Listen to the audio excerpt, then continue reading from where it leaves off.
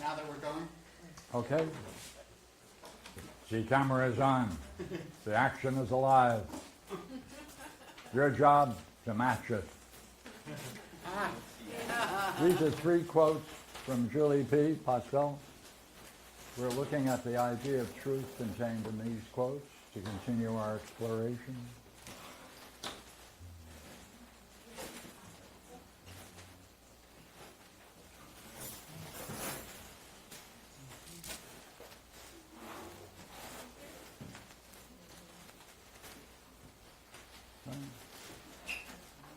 This is the one providing truth then, right?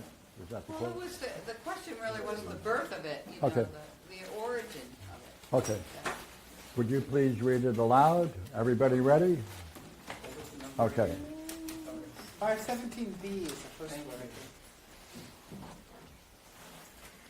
Yes, well, I'm assuming that people can hold the image that's being talked about from before, but we might need to go back and get that. It's up to you. Are you starting with 517B or C? I was going to start with B, but 517B? Yes. B as the boy. boy. Yep. So we've talked about this. He's talked about what it's like to come back down into the cave after you've seen the upper world. Now, he wants you, he says, this image must be applied as a whole of the preceding logos, comparing on the one hand the place that comes to light through sight to the habitation of the prison, and then on the other hand comparing the light of the fire in self to the power of the sun. But the ascent above and the vision of those above to the ascent of the soul into the intelligible place, you will indeed not fail to grasp my hope if you do that. If indeed this is what you desire to hear. But God surely knows whether it happens to be true. So then, the manifestations come to light for me in this way. The place of that which is intuitively recognizable, the last object of thought to be seen, is the idea of the good, yet one can barely say to be seen, but should be seen, since one will come to the conclusion that self is the cause of all creation and all that is just and beautiful in the visible place by bringing forth both light and her author, the sun.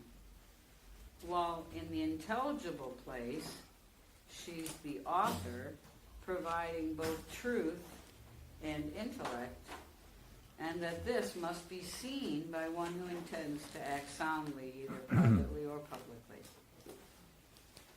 So that, in essence, the author, which of course is the good of the one or the self one, provides truth and intellect, but he doesn't tell us anything about implications of that or in what place it is. So it's good to see that. We need another quote, which is why we'll go to 520C.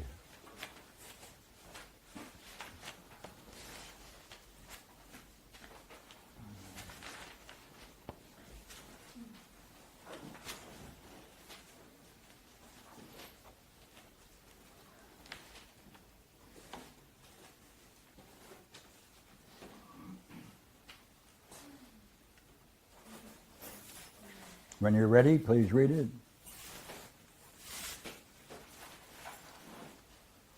Thus, at 520C, thus everyone must descend in their turn to the cave dwelling of the others, and must accustom themselves to behold obscure objects. For when you become accustomed to them, you will infinitely better perceive things there, and you will recognize whatsoever each of the images is, and being derived from what? From having beheld the truth concerning those that are the beautiful, just, and good. And in this way, the city shall be inhabited by us and for us as a waking vision, not as a dream, as most cities are now inhabited. So, concerning the truth of these. For having beheld the truth. So that isn't a truth, but the truth of each. Therefore, it's a truth of this, a truth of that, and a truth of such. Right? Okay. Go for the next one. 526B.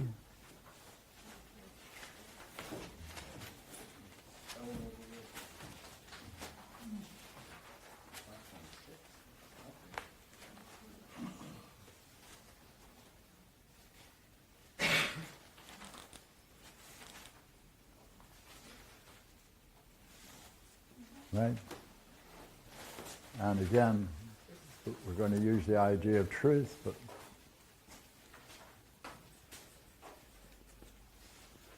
Therefore you see, O friend, that in reality, this study is very likely to be necessary for us, since it indeed clearly impels the soul to use her self-intellection in regards to the truth of self.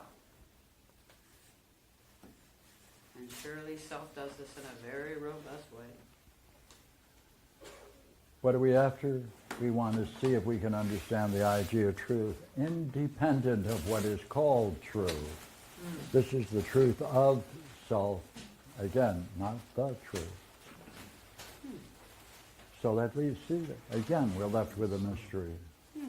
Now, as you look at these, right, pick at random a couple of them, and this will be just going over what we've done before, but we should be able to make a conclusion about them, and the conclusion should become obvious. All right? Okay, Julie, what are you going to pick? I'm not going to pick one yet. Which one? No, I'm not picking now. A rebellion in the ranks. Ah, she's doing something else. Okay, Eldar? 31C. Virginia? 525D.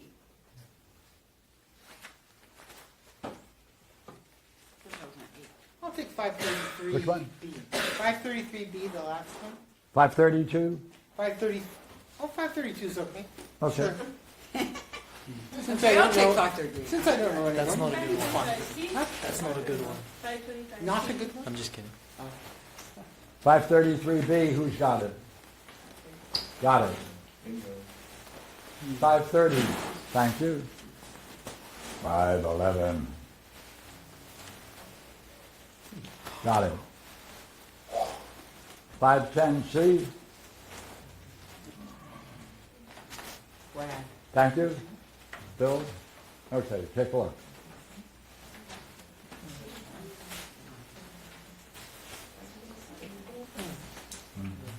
What's the question we're pursuing with these? We don't have a question. Okay. That's true. What we're going to find is whether or not there's a puzzle there, Okay. and whether there's a common puzzle through them all. Oh, okay.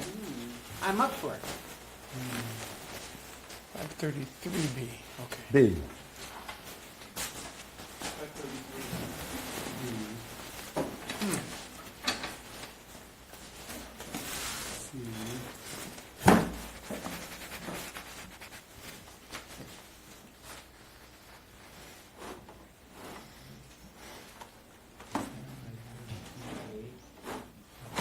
Yes.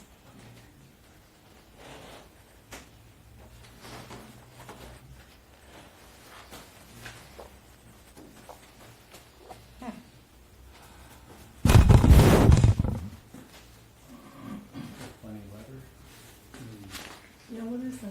Now, would you agree we can make a general rule among us that anyone who's going to copy all of them should make a comment about all of them? Oh, yeah. Is that fair? Especially Dave. He's going to link them. Especially the You ones just got busted. Oh, yeah, I did? Okay. You have to make a comment about them because you copied. All at once?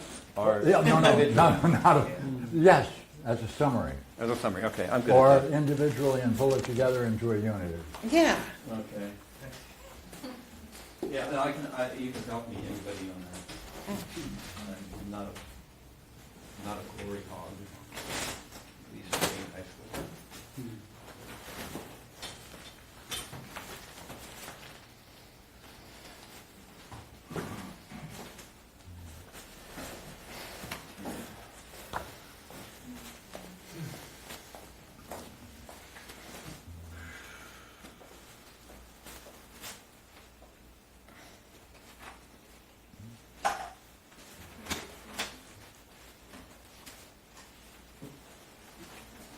Yes, I'll be looking for the word truth in each one of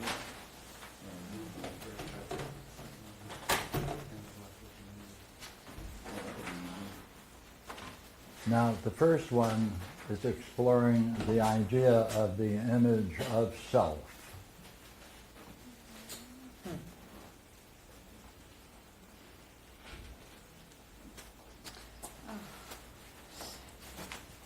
He then makes the contrast again between the world of appearance, the visible world,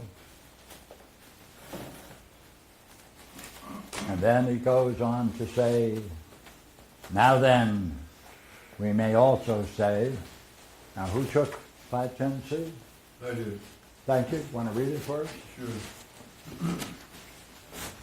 But now in turn you will more easily understand because these matters have been introduced.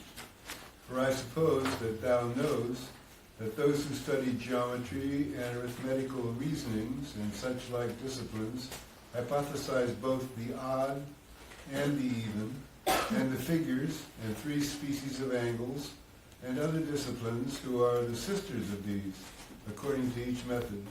On the one hand, regarding them as known, while treating selves as hypotheses, never thinking it worthy to give any further account about selves, neither to themselves nor to others, as being self-evident to all.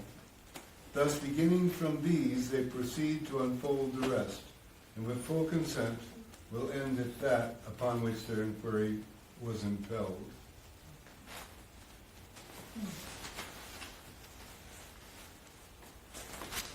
Now, if one wanted to master that paragraph, what kinds of things would you have to master in order to bring it together?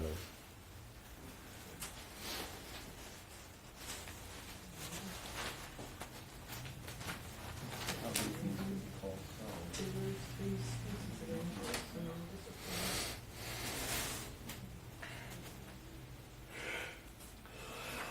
Right? The sisters of these, according to each method, on the one hand, regarding them as known, while treating selves as hypotheses, never thinking it worthy to give any further account of selves, neither to themselves nor to others, as being self-evident to all.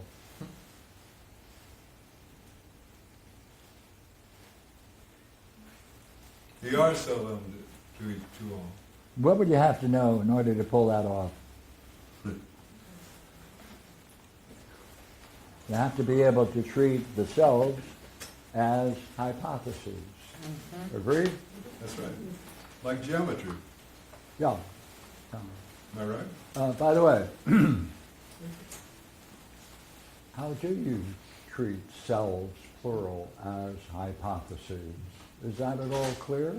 No. Good heavens, that's astonishing. And it's kind of worse. It's actually having made the selves hypotheses, Yes. right? It's not even just treating them like in such a way, but it's the word poieo. It's the word, and looks like it's either an aorist participle. Having made selves hypotheses. That Right. is, they have to make the selves hypotheses. Hypotheses, yeah, which is pretty weird.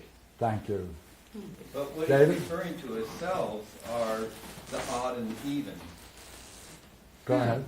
And we have that same problem in the Parmenides, where I don't know that work. you don't want me to go there? No, go ahead. He's joking. Where many of these ideas, like odd and even, and same and like and unlike, he describes as selves. But we See, that's where we're going. That all the mysteries in the Republic dealing with all of these major ideas become clear in Plato's Parmenides. And he sets them up as puzzles in the Republic, if you read carefully, and you don't know what to do. You have no way of solving it. Ah!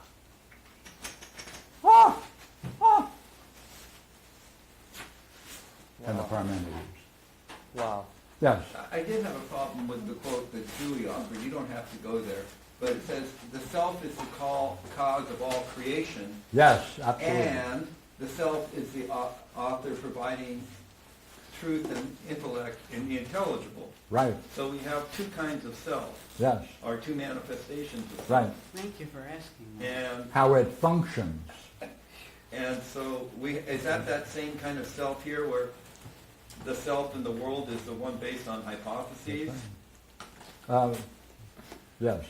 No way. I may be trying to tie too much No, together okay. here, but okay, never mind. Okay, good. All right, look here. 511.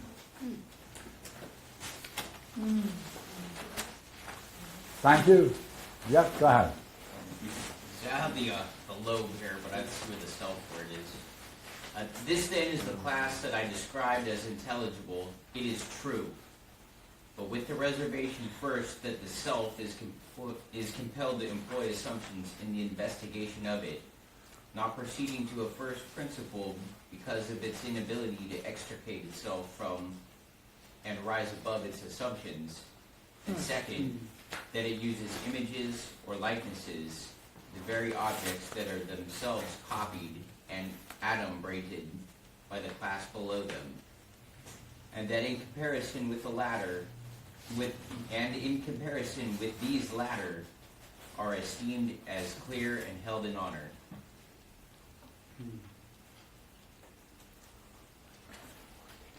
Well, I really think it'd be better. Let me read it in Thank you, Barbara. in Juan's translation, Yeah. because it's more connected in terms.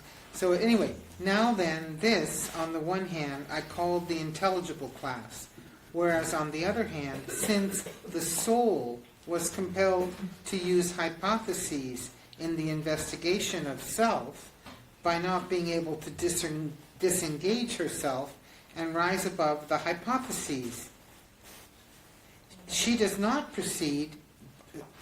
By not being able to disengage herself and rise above the hypotheses, she does not proceed to a beginning by making use of these objects as images, those very objects which at a lower level were held as distinct models, and in comparison with their images were thought to be reputable and held in high esteem.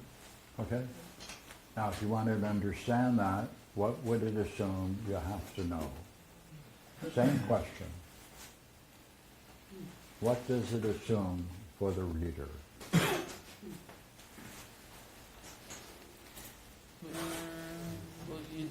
He picks up the same idea as before, hypotheses of the self, right? Please. Well, you have to know something about the investigation of self By, it says that by using hypotheses. The soul was compelled to use hypotheses in the investigation of self. right, Right? that's right. And that's, Right.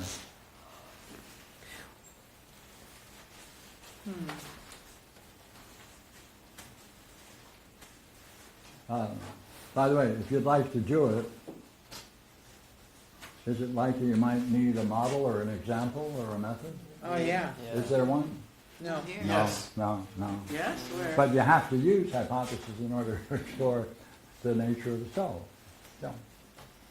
Why is it not that the Parmenides itself and its 9 hypotheses could be used to investigate the self? That's right.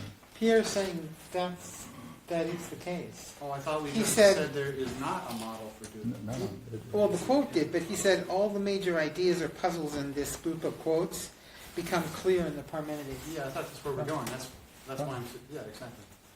But I thought you just said, okay, it doesn't matter. All right. I see. Okay. Next, 525D. And surely, it also comes to mind now that the study of the power of the logos has been mentioned, how elegant and in every way useful it is for our purposes. If one practices self for the sake of discovery, but not with a view to trade, in what way then? In this way, which we now mention, how self in some way robustly leads the soul above and compels her to dialogue about the selves of numbers, by accepting that numbers possess visible and by never accepting that numbers possess visible and tangible bodies. And this one is, if someone should so propose to self in the course of the dialogue, for as you know, of course, those who are clever about these matters both ridicule and do not accept if anyone attempts to cut the one in oneself by the logos. This is an odd sentence, since if thou cuts those, they multiply them into bits. Thus thou must be very careful that one never come. So go back to the opening It's part. very difficult. This is an odd sentence. What is the Come on, use of the logos. now that the study of the power of the logos has been mentioned, how elegant and every way useful it is for our purpose. Right, right. For if you Look here. practice self for the sake Right. of discovery. Logos is the way of discovery. Right.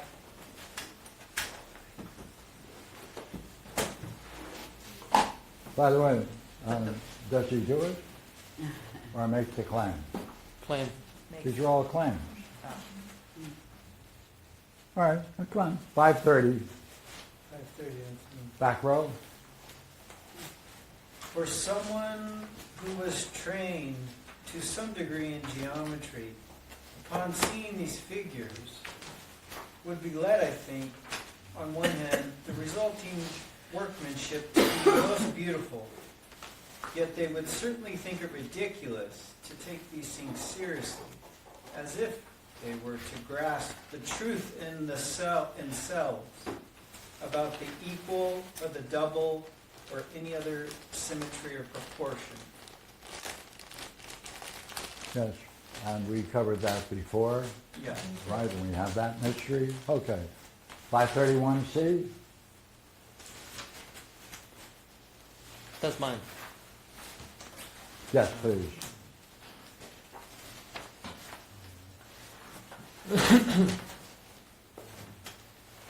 On the one hand, you speak of those useful musicians who subject and put their strings to the test by turning them on their pegs. But on the other hand, in order that the comparison itself may not be drawn out by the accusations of the strings to the beatings of the picks and of their denials and pretensions, but bring this image to an end, I say, that I do not mean these people, but those Pythagoreans whom we just now said that we would question about harmony or music. For Keep these going. do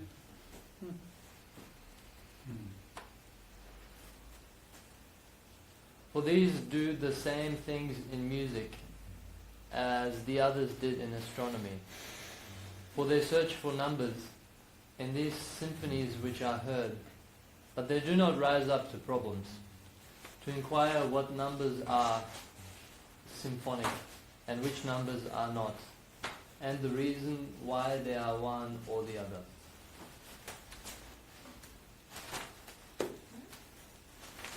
Again.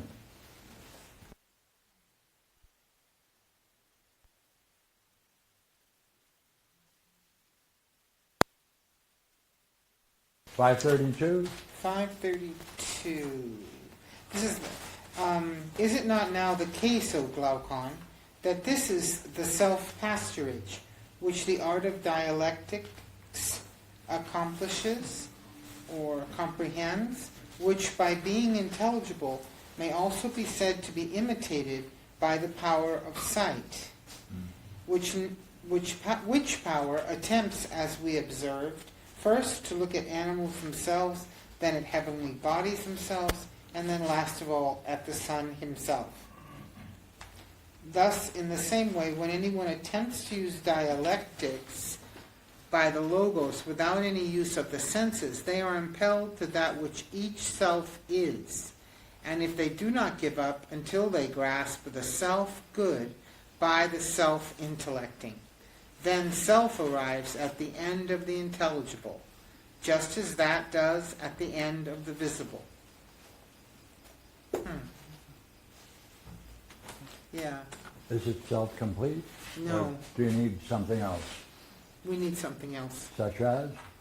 Such as a description of what the dialectics is. Yeah, Yeah, yeah, yeah.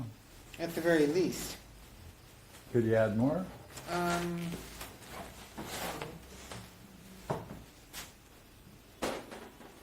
Well,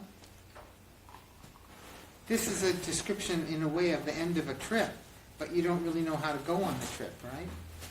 It says, right, they are impelled to that which each self is, and if they do not give up until they grasp or comprehend the self-good by self-intellecting, then self arrives at the end of the intelligible, right? Well, you know, it's kind of like an itinerary without a vehicle or without a guide, you know. 533B, the last. Really badly planned trip. Sorry? A really badly planned trip. At least, no one will dispute with us the following point, that the dialectic method is another different study which attempts to grasp or comprehend what is being, what each being is. In regards to all cases, indeed, in each instance of self, in an orderly way, since on the one hand all the other arts are concerned either with the opinions and desires of men or with generation and composition, or with the care of anything that grows, or that everything that grows and has been compounded, while on the other hand, the remaining ones, whom we said had a grasp to some degree of the being, such as geometry and such as accompany this study. On the one hand, we see as if dreaming about being, but on the other hand, it is impossible for selves to have behold a true waking vision, so long as they leave these hypotheses they use. Undisturbed, unmoved, untouched, without being able to impart the logos of selves. For where the beginning source is that which is unknown, then the conclusion and the intermediate steps are connected from that which is unknown. Then by what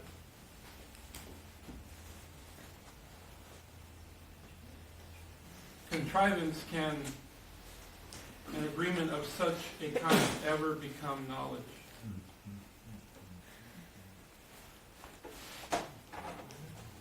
It's obvious, or what would you have to know in order to be able to understand it? The hypotheses? Yeah. More, a couple more things. Right, you have to know the hypotheses. Fine. Seems like you'd also want to know the dreaming idea. Yeah. This is as if dreaming, and I think you called it false images of the self or something.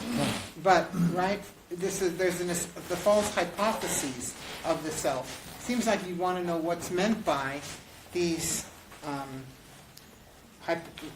these false hypotheses, false logos. Because when you pull that passage together, there's the false ones as well as the true ones. You need both. You need both. Please. Each one of those quotes had something about grasping in it or rising above. Yes. Using the hypotheses are the problems to rise above. And each one kind of got a little bit higher. It's like trying to reach the top shelf by, putting books, stacking. Eventually you get higher. But they never really got there. But the idea of using hypotheses in order to leave the hypotheses behind. Yes. You need the hypothesis in order to lead them. Yeah, Yeah. to go beyond. Yeah. It was common to all those quotes. Right. So look here.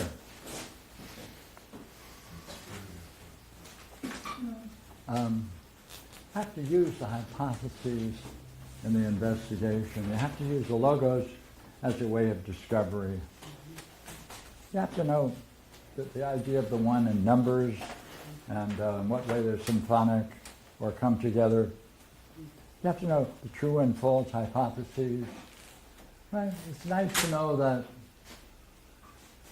that the self is the provider of truth and intellect.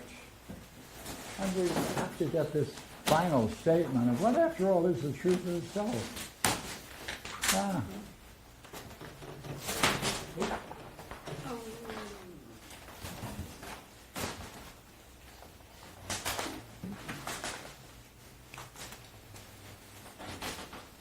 Looks good.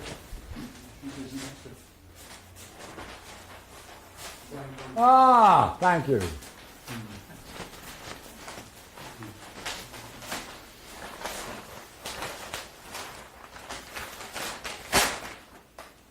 Good.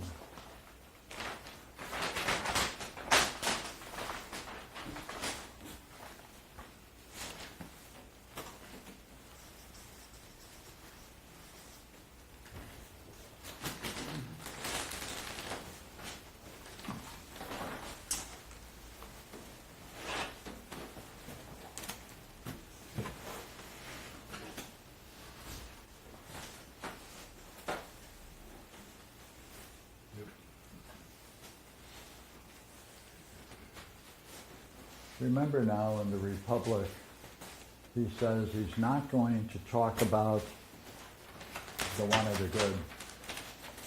It requires too much, and therefore he's going to give us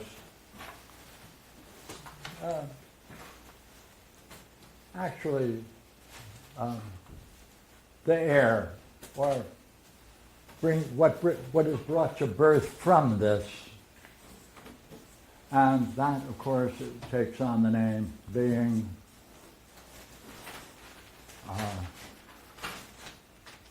beauty, justice, brilliant light of being,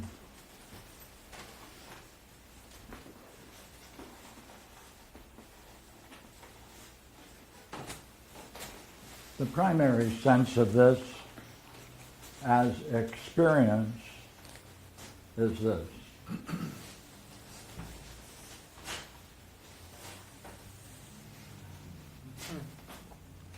Now, in that experience, there's just one thing everybody will agree to, that it has its own vitality. It's not something dead.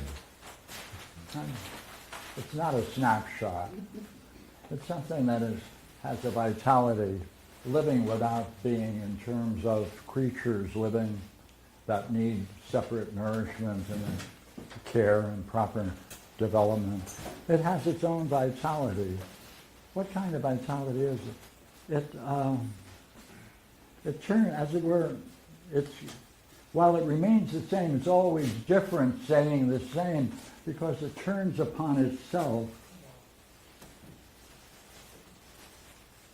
to reveal itself.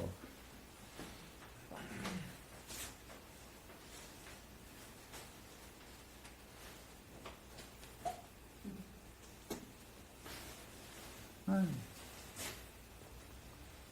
It's overwhelming. It has no, hey, there is nothing that can be contrasted with it. In the experiences, there is no other.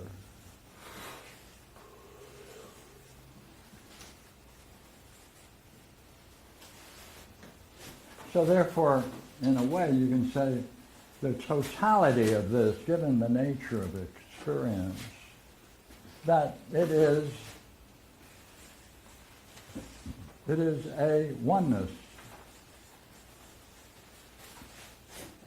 But yet, the fact it turns upon itself, we can use the Greek word for that and say it's a oneness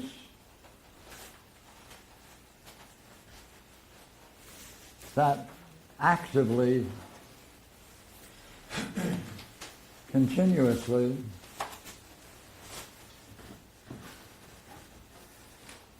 turns upon itself, or is active and continuously a state of usia.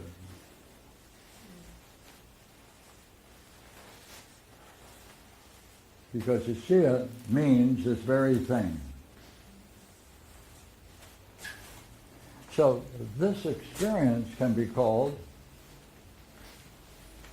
the one participating in usia.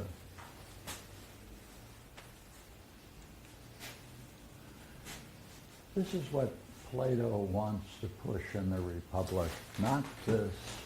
This is only mentioned once or twice and he leaves it alone. Now,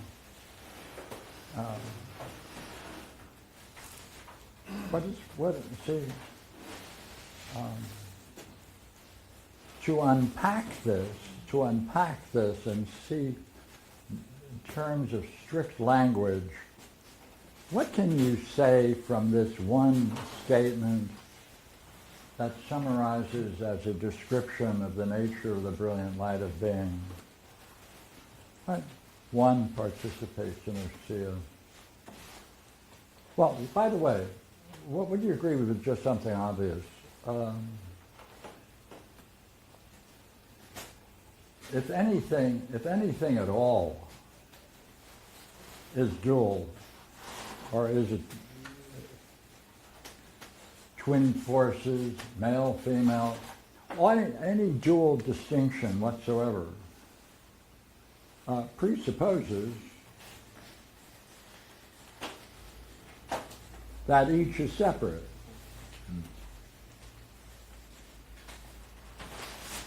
Yes. Right? Therefore, there must be something in existence which is rather remarkable, because in order for there to be a dual and yet have them separate, there has to be a separation. Wait a minute. Not only a separation, but a division in order to have two parts. And what is that? Plato says, you know what that is? That's the power of an idea called the different.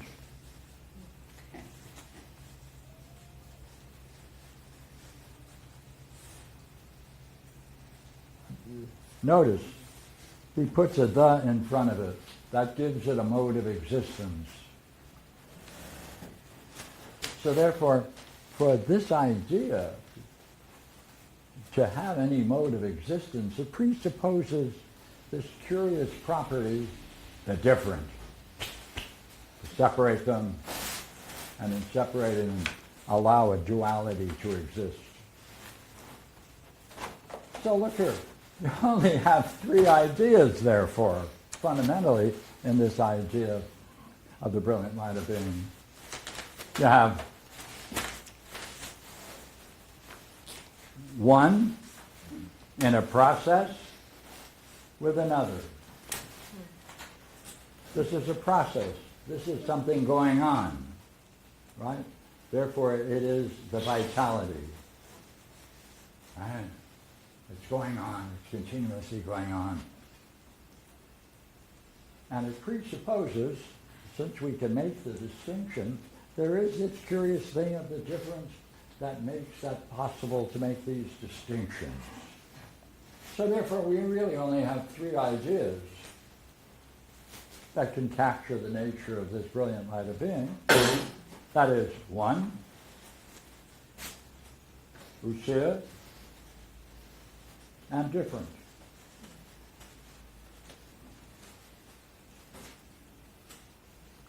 Well, you know, anytime you have three things, A, B, and C, and you want to see how they might combine in dualities, well, then you can make this table, and you'll see that there are only three possible pairs.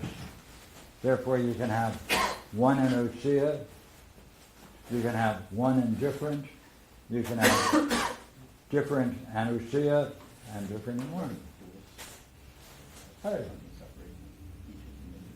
those are combinations. So therefore, if you start and you list them out, then you can talk about them, and they will be rearranged in 6 pairs.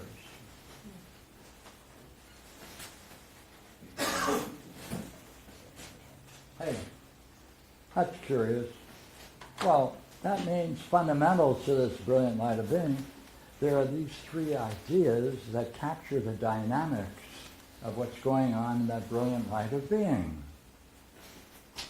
But this word pair is rather curious because he doesn't like the word pair because it's neutral.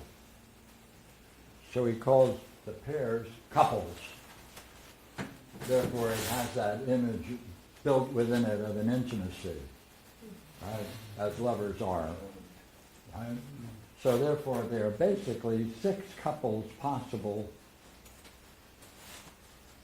If you then do this quickly. Now, when you have these 6 couples, you know what you can do? You do something curious.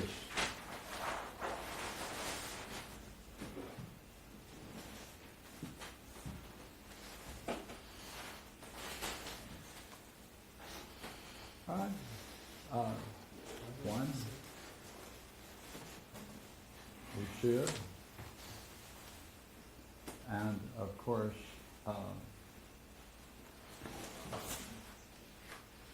being. Now,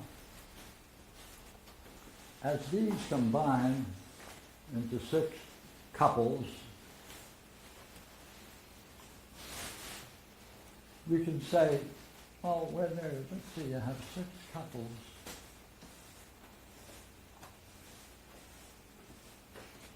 Well, one thing about it, you're counting them, you have none, you have 1, each one is a 1, and together if there are 6 couples, you naturally have 2, and you have 3 sets, so you have 3. Yeah. And what's interesting then, within that you can say that staying within those combinations, you can say, well, each one of these is a pair. Each one of these is a pair. And then you can say, well, if each one is a pair, you can then say, well, look here, that means we got 6, and you can then you say that there can be multiples of 2, therefore 2 exists. There are 3 sets, but multiples of 2 equals a 4, and multiples of 3 equals 9. So look at, from the basic 3 ideas, you can generate these numbers. 1, 2, 3, 4, 6, 9. Oh. You know what he calls these the necessary set of numbers.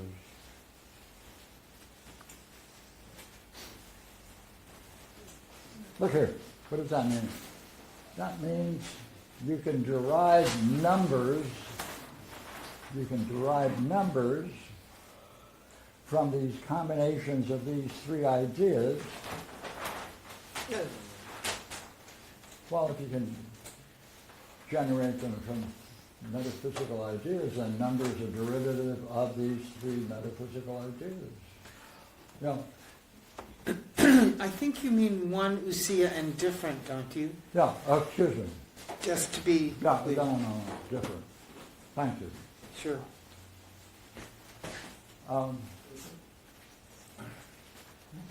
Now look here, what's so hot about these numbers?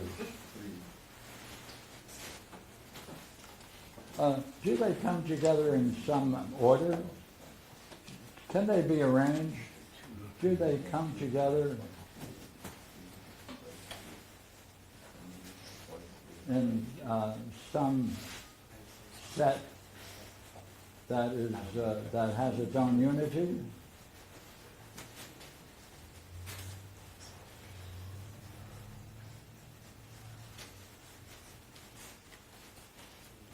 Because if they do come together to have their own unity, then they have a kind of symphonic relationship. Like the harmony, they have a harmony among themselves. Wait a minute, if they have a harmony among themselves, then these are the necessary numbers from which we can get mean analogies,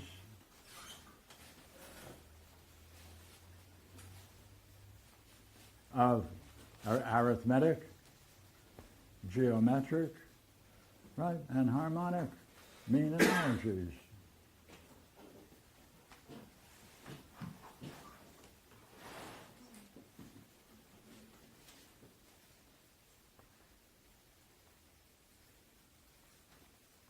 Huh.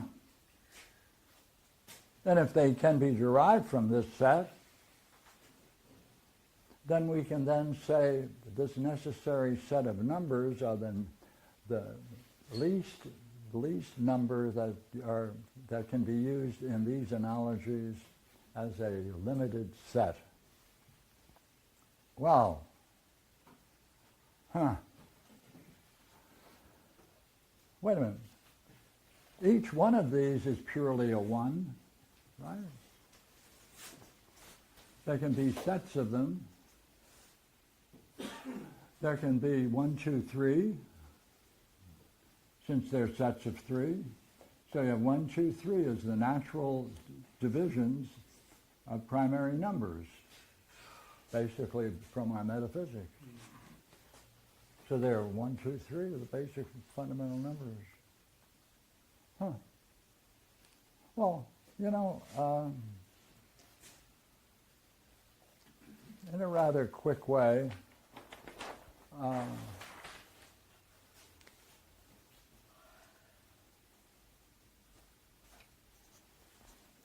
this is called the second hypothesis.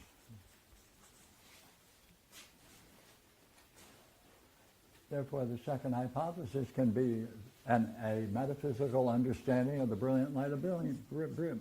Brilliant light of being. Ha!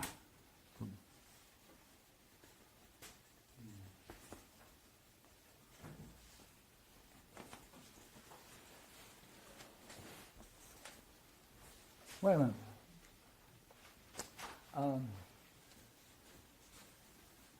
These are hypotheses. By the way, there's a first hypothesis. You know, that if you carefully make an analysis of the idea of a pure one, well, there are a lot of things you cannot say about it if you just have a pure one. You can't add anything to it but to make it more than one. So if you really have a pure one, there's nothing more you can say about it other than that it's one. But this is the first hypothesis. What he does then is say, you take all these negatives that are said about the one, and you now credit them and apply them to the idea of self. Therefore, that becomes a clear definition of the one self. That's the study of arithmetic in Plato's Republic. So the first hypothesis is the first hypothesis in Plato's Parmenides.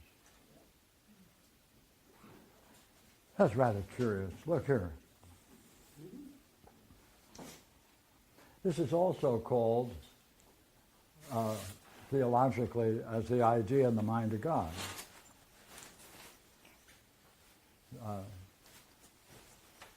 The idea in the mind of God, or Zeus, same thing, right? Now look here. It's nice to know that you're using reasoning very strictly, therefore there must be some power of reasoning that's going on between these two hypotheses. You know what he calls that? Logos. That's a logos. By the way, it goes through all of the hypotheses. Now, how does this brilliant light of being? It's the source of what is all pure intelligible, as we've heard.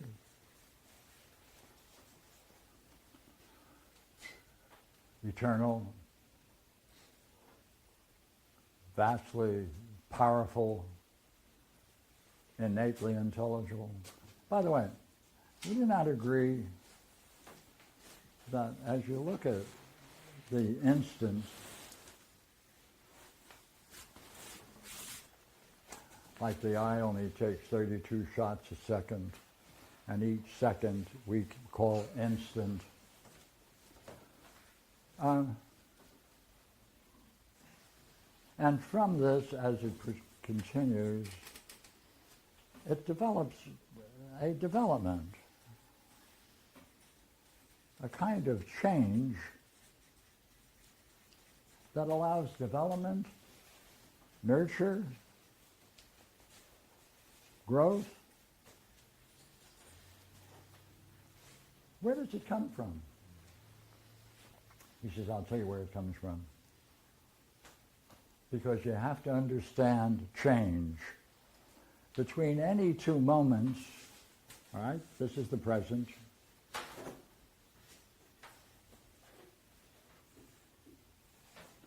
In the present, as it moves into the future, there's going to be some of the present that's going to be lost, called change. He says, you know what? The old, what's no longer useful in the present for the next moment, that's where it goes, and the gap between the two. Oh, by the way, everything from one instant to the next, there has to be something new that emerges. Where does it come from? The gap. What? He says, yeah, hey, you know what? That intelligible, all of what we call intelligible, that functions in the gap. So it's in and out of the gap that all change therefore proceeds naturally. So that's what happens, see, to the second hypothesis. It becomes the source of all change in the third hypothesis. Hey, wait a minute. Something happens now.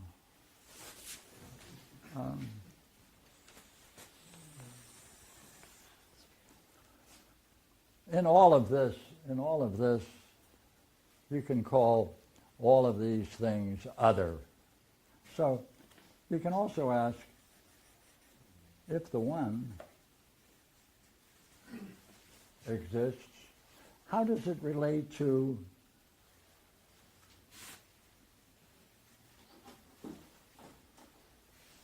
the others, what is not one? Well, you know what he does here? He said, look, I'm not just talking about others. I'm really talking about a special subgroup of others. Actually, I'm going to talk about the other of the others, a subgroup.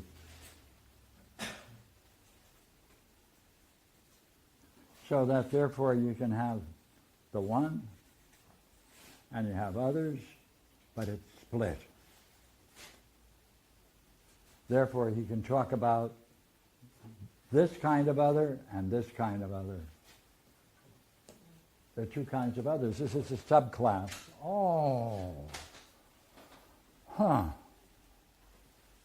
Why does he do that? Because this is a different kind, see? Here you have the idea of the one, that's embracive. Here you have the idea of the one that is the source of all the intelligibility. Here you have the idea of the one that binds together others in a special way.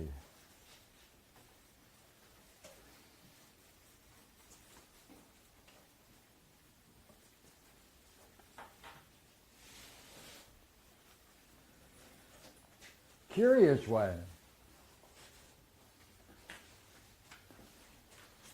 Because it doesn't have usia, it doesn't have this power of turning upon itself. It lacks that.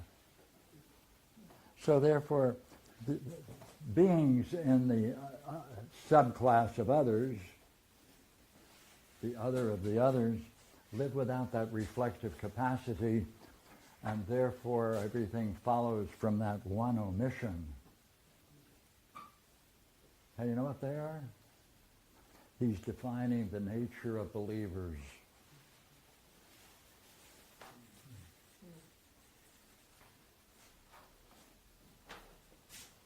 Hey, wait a minute. Believers, that's a belief. Oh, wait a minute. Belief? Could this be understanding? Yeah. This could be understanding. Right? The role of understanding, how it plays a role in all creation. Oh, to get an insight into this, that's pure knowing. Wait a minute. That's a divided line. Hey, the positive hypothesis in Plato's Parmenides is a divided line. Knowing, understanding, belief. The last one, image thinking. Hey, image thinking, you know what that is? Hey, whatever the one is, it ain't got anything to do with the others. Separate, distinct, no interaction, no participation. A mass of confusion. Therefore, no numbers, no thinking on any principle. It's void of all principles. Hey, that's image thinking. Hey, the positive hypothesis in Plato's Parmenides is a divided line with the missing piece. Now, wait a minute. Not enough. And you know what? Hey, there are consequences that follow if you deny this. Right? If you reject this. If you deny this. If you deny this. Look, they're not negatives. The way he reasons for the negative hypothesis follows just one principle. What would follow if there was a total lack of the function of each of these cognitive functions? What would follow? It's not negatives, though they may appear as negatives. In other words, if you can express this kind of thinking, all of these denials, the denying hypotheses, would each one show the necessity to assume the positive. That clever? Do it again. The denial of these is itself a list of false hypotheses. What's characteristic of each and every one of them? Well, he designs it in such a way that he's saying, you know what? If you deny any one of these, you have to say clearly what follows by that denial, so that if you can accept the denial of it, you know the necessity for the positive. That's the way he's dealing with the negative hypothesis. That seems pretty weird. And I mean weird in the sense of like, why do we have to accept belief? Why do we have to accept image thinking? Why do we have to accept understanding and not just number one or number two? Like, what would be... I understand the significance of especially knowing and understanding, but why have to affirm the nature of belief or the nature of image thinking? Like, what's at stake there, I guess? See, the Parmenides hypotheses are all the possible ways you can legitimately consider the nature of the first hypothesis. These are all the parameters. These are all the ways you can voice them. This is all the ways in which may appear. By the way, literally now, you can go backwards and you can say those that deny this role of image thinking. By the way, these are dualists, irreconcilable dualists, good and evil, etc. Look,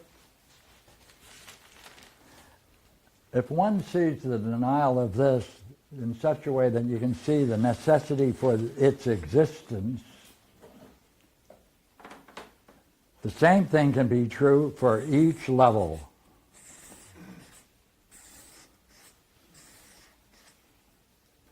Therefore, if you see the necessity for this, you're no longer caught in it. It collapses. If you see the necessity for belief, not trustworthy belief, chaotic belief, like the world of the shadows and the allegory of the cave. Here we go. If you see the necessity for it, then you're free of it. So each one of these collapses as it proceeds upward. In that sense, through this progression, you end up with one. That's all. Nature of reality is above reality itself, nature of the one self. That's why there's only one question in the Republic. What, after all, is the one self? We don't have 5 on this list. Pardon? 5. The fifth. Yes, the O and the X. Do we? 1, 2. Oh, we do. 1, 2, 3, Geez, I'm 4, counting 5. badly. Thank you. Yeah. Image thinking. No, I have that. I just have bad numbers. First of all, that's pretty kick-ass, dear. It sure is. Yeah. Move out of the way.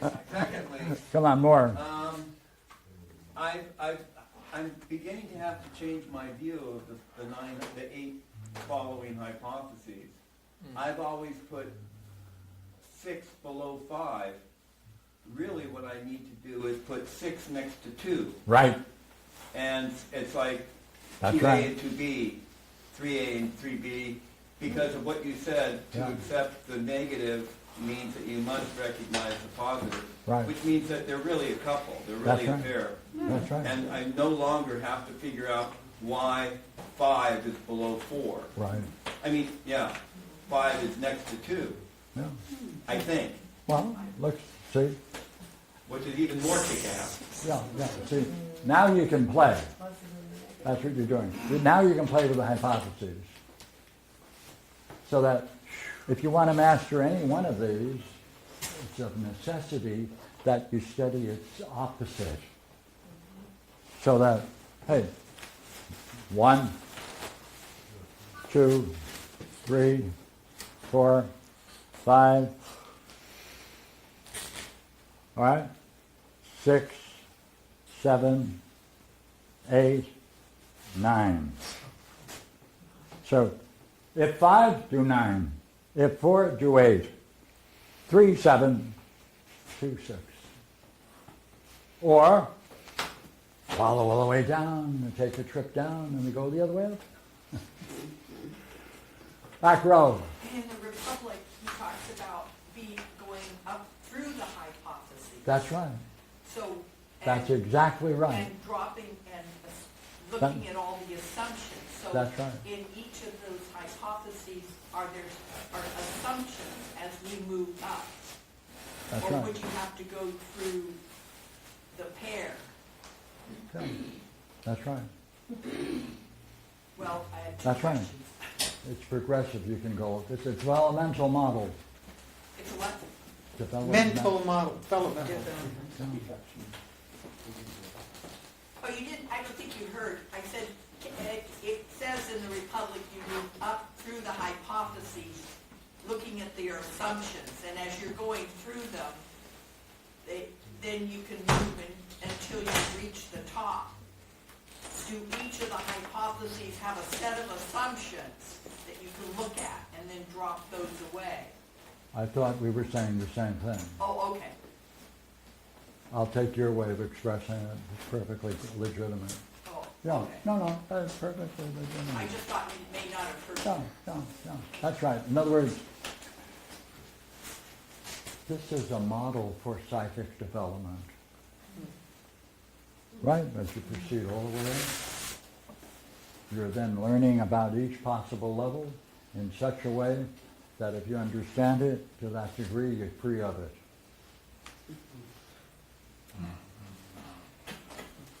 And also, it's the extremes. And if you go through the bottom, it makes you appreciate the top. Sure. And each of the levels. Yeah. Now look. We should be able to go back in our list and say, okay,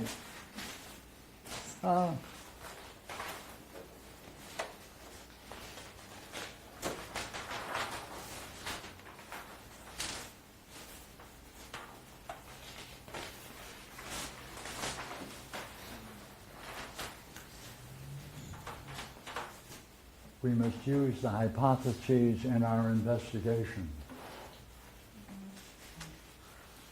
The logos is the way of discovery because Plato describes the logos functioning through each one. Therefore, the logos is the intelligible capacity that grasps these ideas into a unity and in their development and in the stages between them and sets them forth in an ordered comparison, which becomes our way of looking at it as a developmental model. Look, numbers, symphonic, yeah, they fit in mean analogies, the three kinds of mean analogies.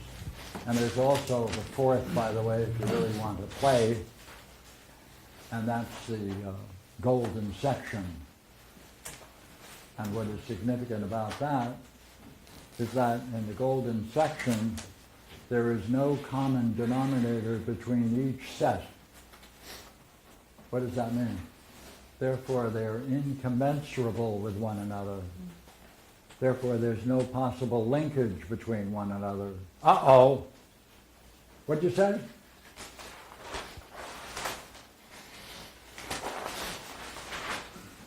The way these are ordered in the divided line is a golden section. That's the fourth kind of mean analogy. So therefore you have the four kinds of mean analogy built into this whole structure. Beautiful. Now wait a while. Isn't it worthwhile now to take a look at what after all is the one self? Metaphysically, the first hypothesis is the one self.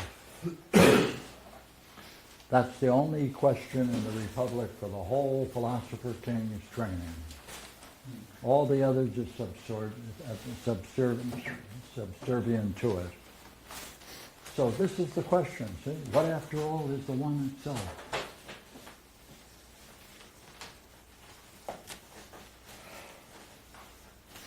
That's the first hypothesis. So therefore there's a natural link, would you agree, between Plato's Parmenides and the Republic? Yeah. Yes, sir. That was my goal. Thank you. We Thank did it. you. Yeah. Now some questions.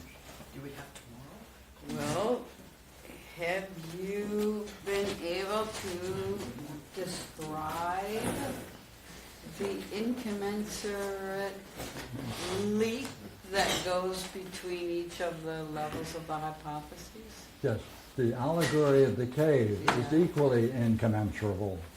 So does it describe the leap? There- I mean, oh, is it describable? Like, you know what you are going from and what you're going to, I take it, from one level to the next, or you don't? no link. Huh? When you get rid of the pathologos, you don't need anything else, you just drop it. Right. So is that what you mean by incommensurable? That you can't you can't quantify it, you can't Okay. describe it in any terms that would be like a recipe? Do you Yeah. just do it, like giving up alcohol? If you're an addict, you just give it up, Look. stop? Yes, yes, yes, that's a good example. Okay. Look here.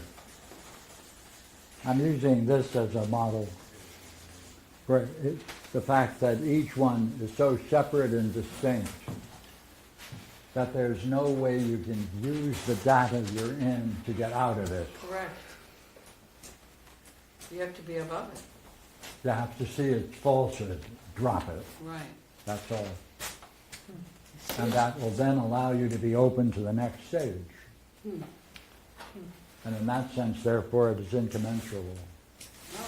With the next stage, if you have it listed as you have 2 is to 6, as 3 is to 7, and 4 is to 8, if you drop those assumptions, say in 4, or excuse me, in 8, would you automatically go to 4, or do you go somewhere else? No. Or say in 6, you drop the pathologos, do you go to 2? That'd be nice. It's progressive. It's in progressively, Now, that is not to say uh-huh. that it is not, it is nonetheless still possible for some people to make the jump. But in terms of developmental stages, these are the developmental stages. Mm. So, Pierre, Like, in principle, it's possible that someone who is really a fool can become wise.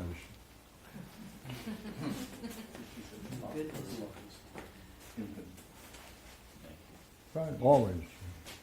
So in one sense, if each level is incommensurate with the one above it, and we have our pathologos, in order to get out of our pathologos, we have to understand in a completely different way.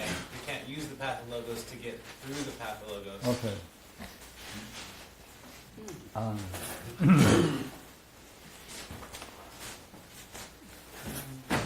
See, to talk about, see, Plato does in no way touch on the pathologos. Right. Only Homer has it in the Iliad. Plato, in terms of negative impact upon the soul, it's always social. The sophists, society is sophistical. The families themselves are sophistical. They teach their way of being, therefore it's a milieu. He never goes to the particular issue that turns someone the way they become. Well, what I was Therefore, there's thinking, no pathologos in Plato. well, what I was thinking, since we are like, thank goodness, 2,400 years later, and have a lot of development, that isn't there, then there's a pathologos at each block for us? So do it again. To go from like 5 to 4 and 4 to 3 and 3 to 2, there's a pathologos blocking us from that, Sure. right? And in order, Sure. there's like a gatekeeper pathologos blocking, because Yeah.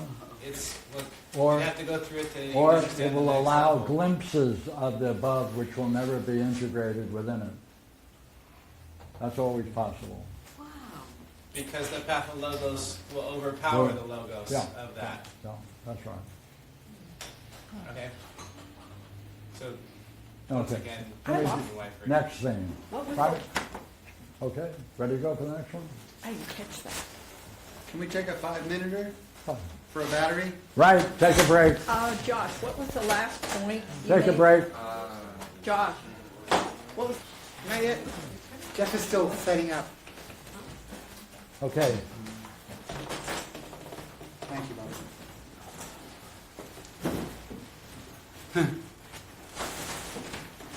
Wow. Good picture. Very fun.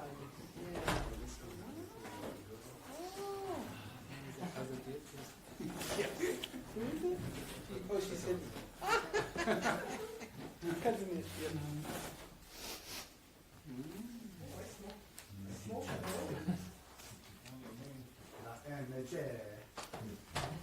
Colitas.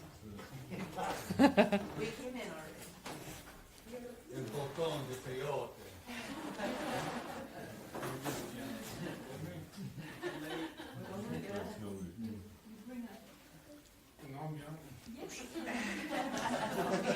Okay, look here. If the goal of the Republic is to get people to experience the brilliant light of being, then only a small number of people will ever achieve it. Why? Why? Okay? Second, the brilliant light of being is an experience that has a beginning, has a duration, and an end. However, there's another class of experience higher than that, and it can be said to have two parts. One, we found that beautiful expression in Socrates' description of justice, right? Spontaneous being, right? That's synonymous with or equal to, in Buddhism, jiriki, which is often confused with satori. Now, the one self has no predicates. It is clearly an open, free, no obstacles,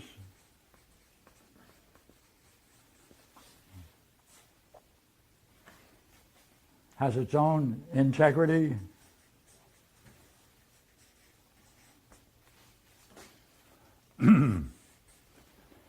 now look here. Would you not agree that there are a number of people here who have seen many dreams where people had what might be called a very profound experience? Yes. In which class do they most often occur in? Brilliant light of being? Or an open, free state? Probably open, free state. Ah. Be my guess. Dreams bring this about. And get you to see the value of it and to identify with it and to encourage the expression of it and being in it. It's not true for the brilliant light of being.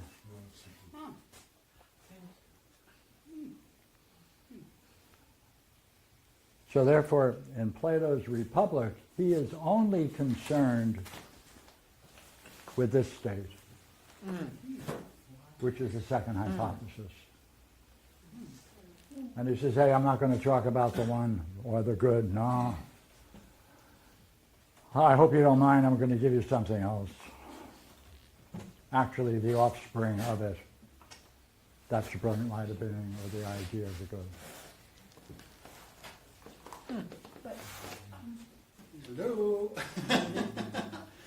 Lo siento. I'm very sorry, but we've been comparing the. Wait a minute. We have been. Hold it. Yes, go ahead. Hold it. You know what? You don't often see someone who's very sorry. So take a look. Especially bilingually. Right? He's now in it. Go ahead. Well, because I am a student of midwifery like so many of us here, I'm very interested in that one word that you just used.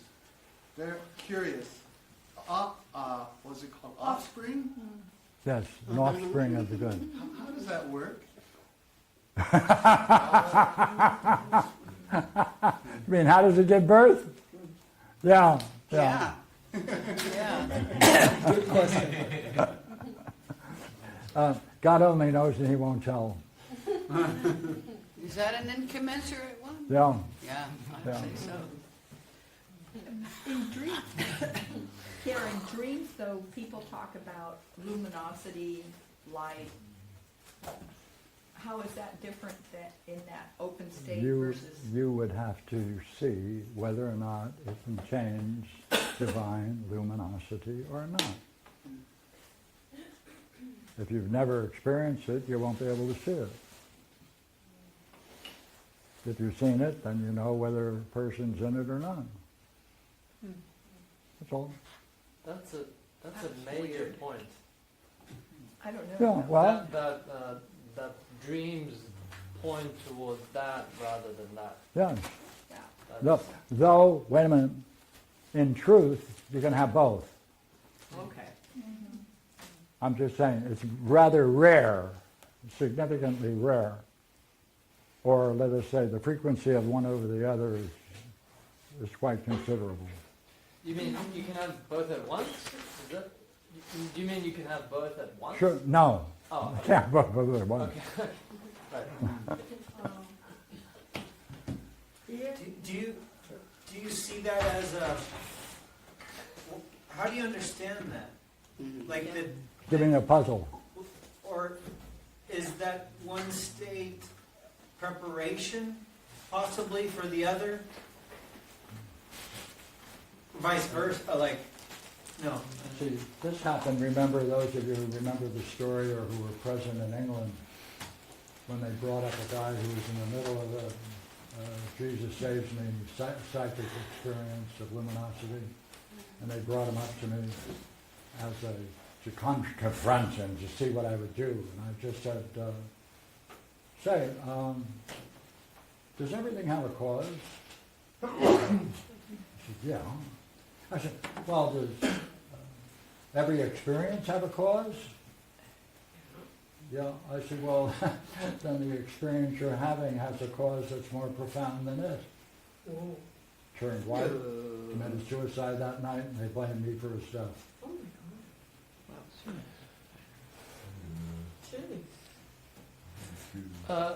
I've had this question for a while. Why? I don't know if you can answer it, but why would that cause him to commit suicide? Like, He thought it was ultimate. He So- thought he had it all. That was crushing. He didn't have it all.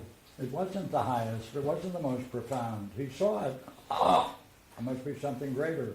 So is that because he identified with it so much? I will use that as an answer. Since you offered it, I'd be foolish not to accept it.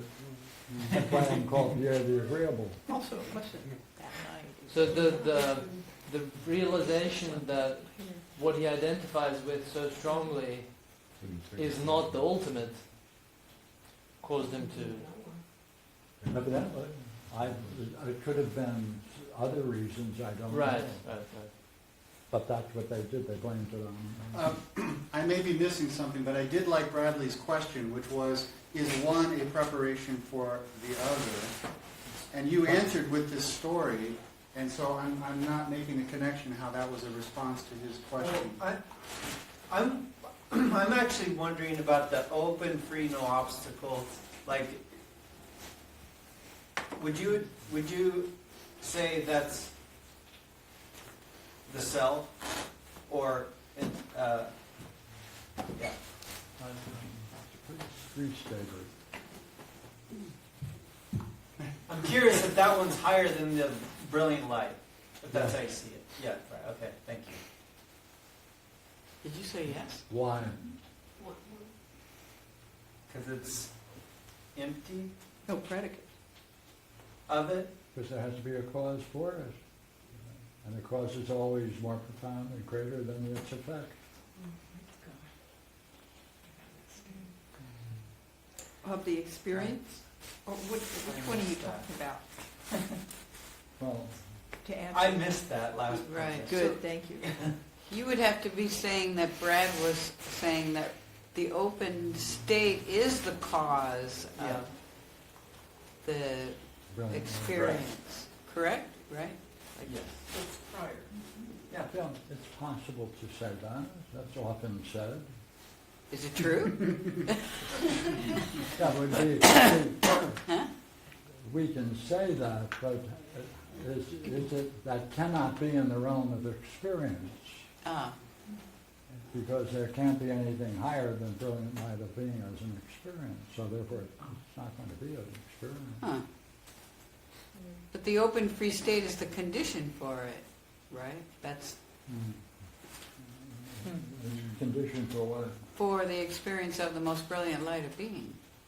What is the condition? The for? open free state, the No. self, the openness? No? Not part of it at all? Okay, cool. Okay. There are all kinds of people in literature you can read about.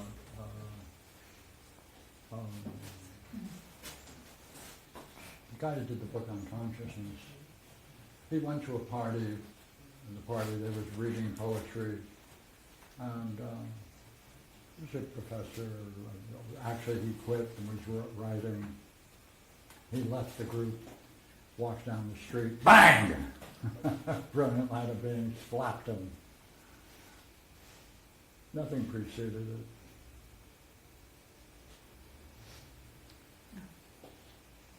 It's a gift.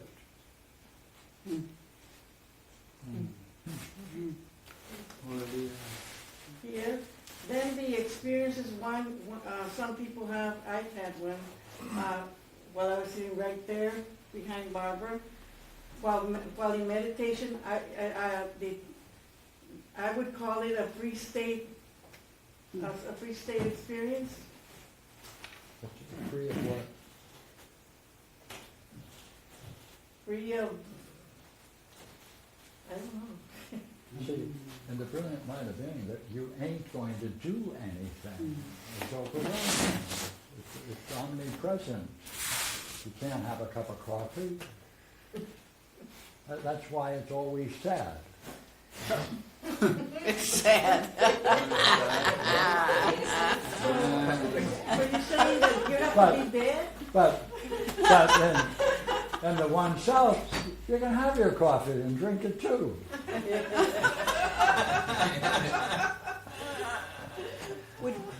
Is in the brilliant light of being, would that experience you describe it as a knowing? Sure. Certain. That's what knowing is for Plato. That kind of experience. But no coffee. But no coffee. But no coffee. Bummer. Interesting distinctions.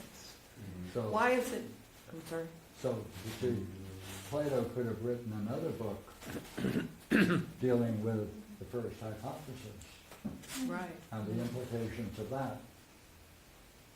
But there's reason to believe he couldn't do it. Oh, really? And you know what they are? Well, okay. But But he could do the why does he percentage. have such a? That's such an important subject for him, right? Yes, but Like the whole Republics, right? About it's a very large work, that's right. and this That's is the right. focus. Why, That's why right. do you think it's so? See, he deals with the problem of justice and injustice. That's his goal. And it's through that kind of experience of right opinion that one can infer in that experience the nature of justice. Therefore, it's key. He builds his whole system and trying to help people bring that about.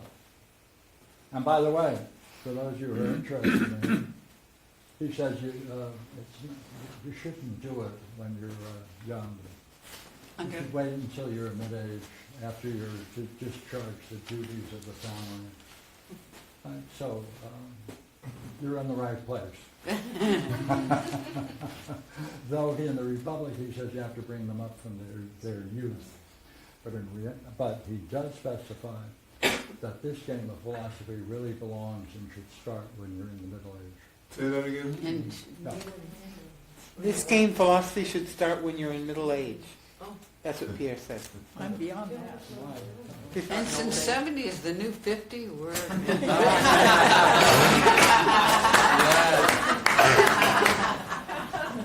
Right on time. And 90 is the new 70. Yeah, well, what would He's off What's the the map. reason? What's the reason, Eldar is saying? Sure.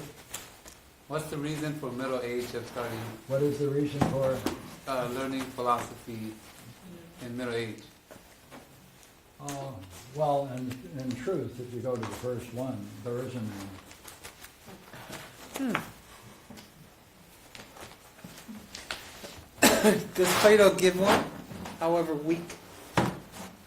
Does Plato give a reason for starting philosophy in middle age?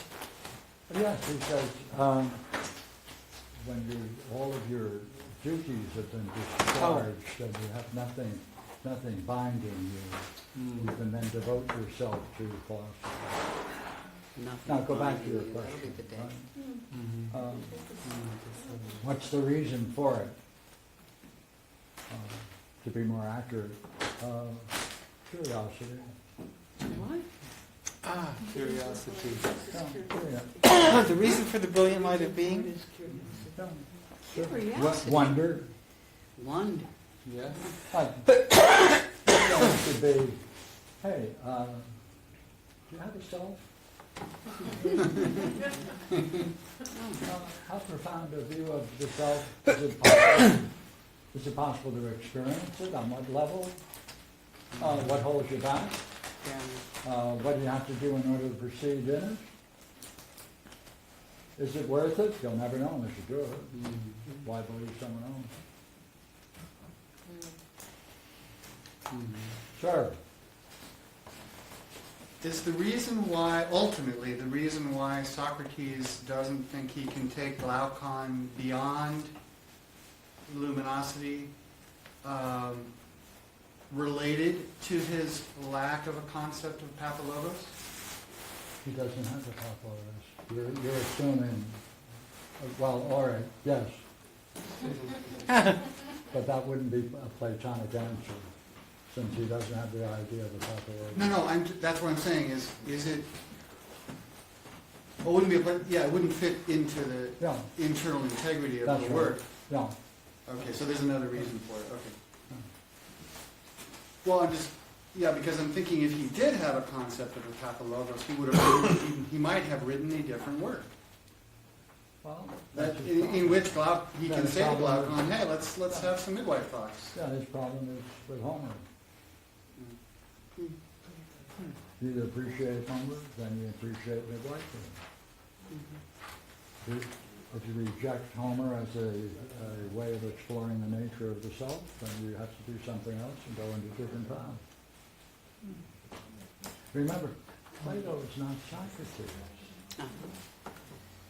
Yeah. Is it possible that Plato did not actually write the Parmenides, but Socrates did? and then gave it to him to finish off? Woo! They said he never wrote anything, so. I'm willing to assume anything, go ahead. Yeah. No. Well, because it No, just no, seems no, that no, the level of metaphysics that's in the Parmenides is so way beyond what's in the Republic. And beyond the other dialogues. Oh yeah, anything else? Sure. That, you know, and Socrates was there, Plato wasn't. So what if Socrates wrote this thing and goes, hey, you know, you're good at this stuff, finish it off, turn it into a play, and just don't give me any credit for it. You can take credit. I would rather think that maybe Parmenides did live, and they did have the encounter, and Parmenides was able to explore all of the hypotheses in terms of the hypotheses outlined in the Republic, outlined in the Parmenides. Maybe Cephalus was the one that recalled it to Plato. that too. Yeah. Okay, let's go back to the beginning. Say, now we can now look at it again. You see any relationship now between the beginning of both of those dialogues? Oh. Remember the role of Cephalus, the role of Malcolm? The way they both, you remember all the parallels we found between them? Can we now say, wait a minute, that implies one assumes the other. They're counterparts. They're counterparts. If so, my work is done. Thank you all. I'll have my cup of coffee. If you want to continue, I'll have a cup of coffee. Huzzah! Now, the only thing you haven't done is you haven't Thank you. defined what a counterpart is. Thank you. Are we going to do it tomorrow? What's a Yeah, counterpart? tomorrow. What's a counterpart? What? What's a counterpart?